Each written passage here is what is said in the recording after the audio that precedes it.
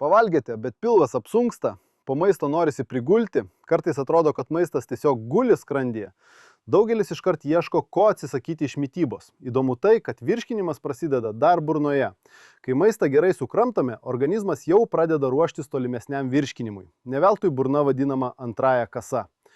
Kvapas, skonis, kramtymas – visa tai siunčia signalus virškinimo sistemai ir padeda jai pasiruošti darbui. Tačiau šiandien daugelis valgo greitai, stresuodami, žiūrėdami į telefoną, beveik nekramtydami maisto. Tuomet didesnis krūvis tenka visai virškinimo sistemai. Todėl kai kurie žmonės pastebi, kad valgydami lėčiau jaučia mažiau sunkumo po maisto, rečiau susiduria su pilvo pūtimu, pavalgę jaučiasi lengviau.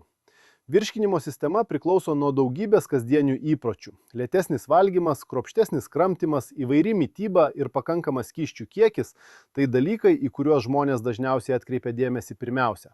Vis daugiau žmonių prie savo kasdienės rutinos taip pat įtraukia fermentuotus produktus bei fermentuotus gėrimus kaip dalį įvairios ir subalansuotos mitybos. O kaip yra pas jūs? Kiek maždaug minučių trunka jūsų pusryčiai ar vakarienė? 5, 10, o gal 20 minučių? Parašykite komentaruose.